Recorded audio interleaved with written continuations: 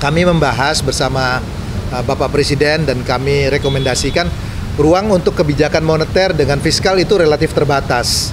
Nah, yang penting dilakukan dan Bapak Presiden tadi juga mendukung adalah dilakukan yang namanya structural reform, menyangkut mengenai penyederhanaan izin, perbaikan iklim investasi, implementasi dari GovTech yang semakin cepat. Karena kalau misalnya digitalisasi dilakukan, itu proses dari bureaucratic hurdles-nya itu akan bisa diatasi. Ya, jadi langkah-langkah seperti ini yang tadi kami bahas dan Bapak Presiden mendukung sepenuhnya untuk perbaikan iklim investasi. Sore teman-teman media sekalian, jadi kami dari Dewan Ekonomi Nasional baru saja diterima oleh Bapak Presiden dengan agenda utama adalah memberikan laporan dan hasil rekomendasi dari Dewan Ekonomi Nasional terkait bagaimana sikap Indonesia dalam menghadapi pemerintahan Trump yang baru ini. Bagaimana dampak atau potensi dampak yang akan terjadi kepada Indonesia dari segi kebijakan Trump, terutama terkait dengan tarif, terkait dengan imigrasi, bagaimana dampaknya terhadap ekonomi kita, apa dampak positif dan negatifnya. Tadi kami sudah laporkan secara detail kepada Bapak Presiden dan Bapak Presiden juga sudah memberikan arahan-arahan kepada kami untuk menindaklanjuti. Mungkin secara detail saya akan mohon kepada Pak Khatib Basri untuk bisa memberikan penjelasan lebih detail terkait dengan rekomendasi yang diberikan oleh Dewan Ekonomi Nasional kepada Bapak Presiden terkait dengan kebijakan Trump. Saya persilakan Pak Khatib. Terima kasih. Mungkin saya memberikan background-nya dulu ya, karena ketidakpastian dari kebijakan itu masih terjadi di Amerika Serikat, mengingat bahwa belum semua pos dari menterinya itu sudah terisi. Jadi ini akan memakan waktu sehingga dinamika itu pasti akan terjadi. Tetapi beberapa hal yang tadi dari Dewan Ekonomi Nasional membahas bersama Bapak Presiden adalah mengenai potensi atau risiko yang harus dihadapi Indonesia. Yang pertama adalah salah satunya mengenai kebijakan deportasi yang dilakukan oleh Presiden Trump terhadap kelompok yang disebut sebagai undocumented atau pekerja yang tidak punya paperwork.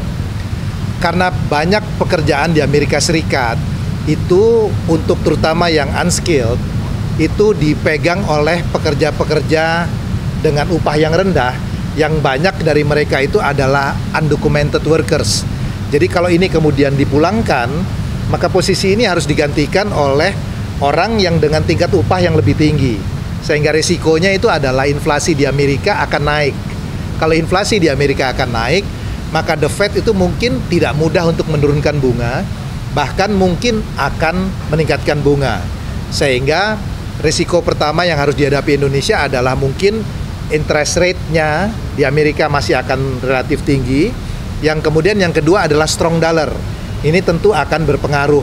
Di dalam kondisi seperti ini tadi kami membahas bersama Bapak Presiden dan kami rekomendasikan ruang untuk kebijakan moneter dengan fiskal itu relatif terbatas. Nah, yang penting dilakukan dan Bapak Presiden tadi juga mendukung adalah dilakukan yang namanya structural reform, menyangkut mengenai penyederhanaan izin, perbaikan iklim investasi, implementasi dari GovTech yang semakin cepat. Karena kalau misalnya digitalisasi dilakukan, itu proses dari bureaucratic hurdles-nya itu akan bisa diatasi. Ya, jadi langkah-langkah seperti ini yang tadi kami bahas dan Bapak Presiden mendukung sepenuhnya untuk perbaikan iklim investasi. Mungkin Pak Firman ada yang ingin ditambahkan selain itu, silakan.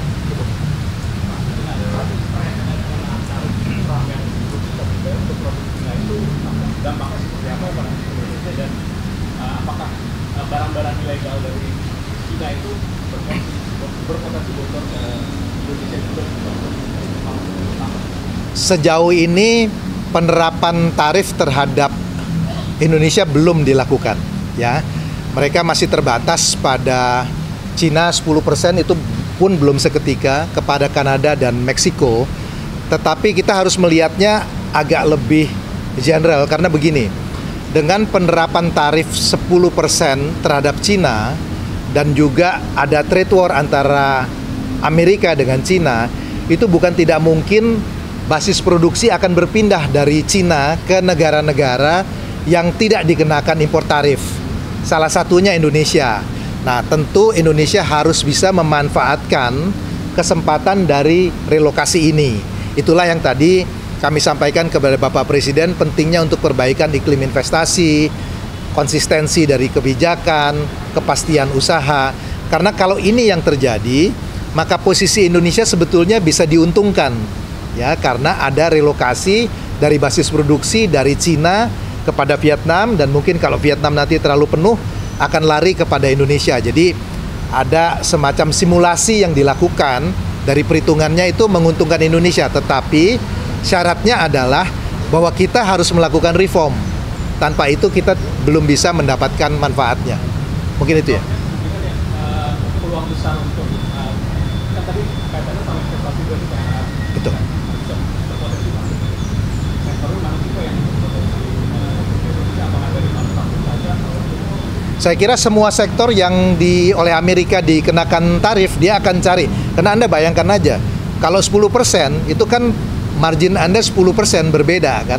Kalau dinaikkan lebih tinggi lagi, dia akan cari basis yang paling murah. Jadi itu bisa terjadi pada manufacturing, dia bisa terjadi juga pada berbagai industri. Makanya kami melihat bahwa kesempatan ini adalah kesempatan yang sangat baik digunakan. Kalau ingat pada waktu meeting DEN yang lalu, kami mengusulkan mengenai GovTech digitalisasi.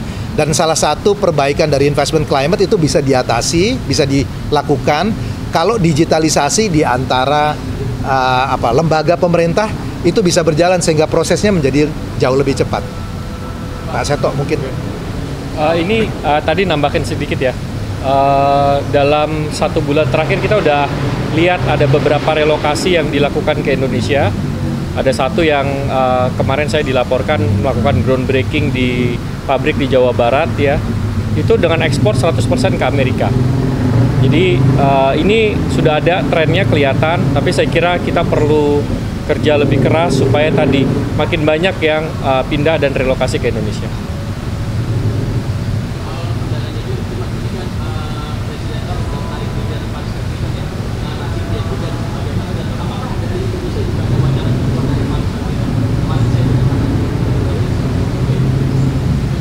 Ya, saya kira nanti kita perlu lihat ya, karena tadi Pak Khatib sampaikan ini masih banyak uncertainty kebijakannya ya terkait dengan hal ini ya.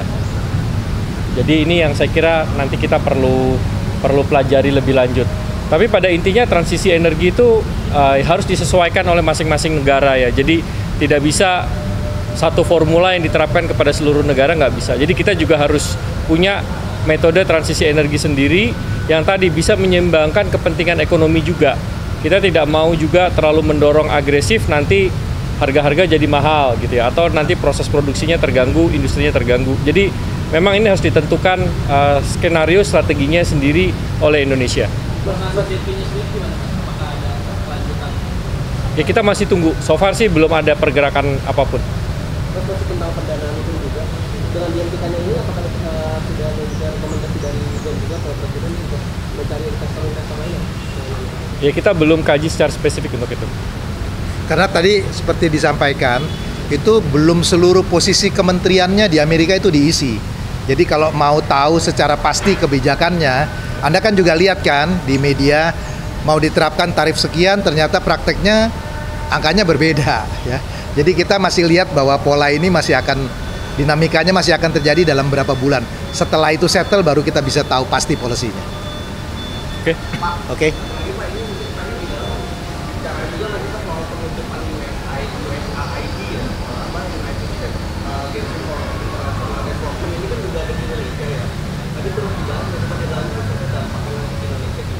Enggak spesifik. Karena saya kira kan itu kebijakan internal pemerintah Amerika ya.